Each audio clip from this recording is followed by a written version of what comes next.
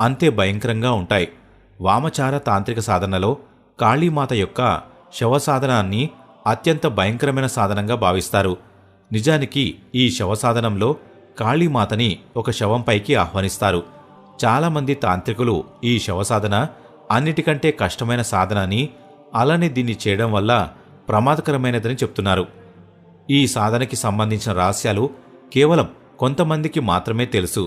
యాక్చువల్గా తాంత్రికులు ఈ సాధనలు చేసేటప్పుడు కొన్ని రహస్యమైన నియమాలను పాటిస్తారు. ఈ తాంత్రిక విద్య కోసం ఉపయోగించే శవం తాజాగా ఉండాలి. శవం యొక్క అన్ని అవయవాలు సరిగ్గా ఉండాలి. శవం యొక్క ఏదైనా భాగం మాయమైనా లేదా పాడైనా సరే ఆ శవం ఈ శవసాధనకి అసలు పనికిరాదు. అలానే ఈ సాధన కోసం ఎవరిని హత్య చేయకూడదు. హత్య చేయబడిన శవం ఈ సాధనకి పనికిరాదు.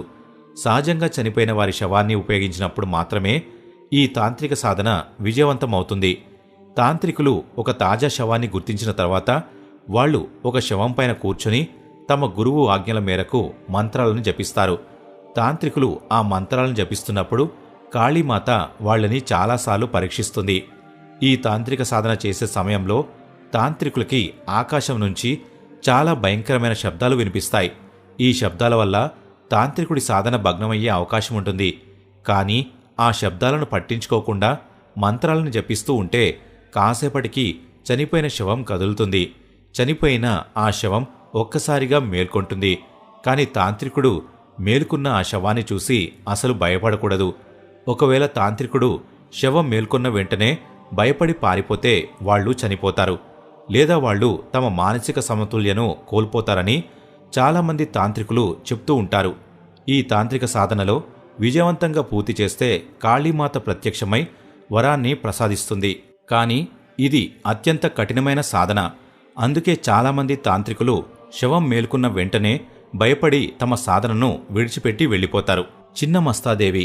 చిన్నమస్తాదేవి ఈమె సతీదేవి యొక్క 3వ మహావిద్య. చిన్న అనే పదానికి శరీరం నుంచి వేరు చేయబడిన అనే అర్థం వస్తుంది. అలానే మస్తా అంటే తల అని అర్థం. చిన్నమస్తాదేవి అంటే తన శరీరం నుంచి తన తలను తనంతట తానే వేరు చేసుకున్న దేవి అని అర్థం. సతీదేవి యొక్క ఈ రూపం చాలా భయంకరంగా ఉంటుంది. నిజానికి ఈ దేవి తన కుడి చేతిలో తన తలని, అలానే ఎడమ చేతిలో ఖడ్గాన్ని పట్టుకుని ఉంటుంది. అలానే ఈ దేవి వస్త్రాలను అస్సలు ధరించదు. కాని ఈమె మెడలో ఒక పుర్రెల మాల ఉంటుంది. కేవలం ఇది మాత్రమే కాదు, ఈమె మెడ నుంచి 3 రక్తపు దారాలు కూడా ప్రవహిస్తాయి. వాటిలో 2 దారాలు దేవి యొక్క సేవకుల నోట్లోకి వెళ్తాయి. ఆ సేవకులిద్దరూ కూడా ఒక చేతిలో పళ్ళాన్ని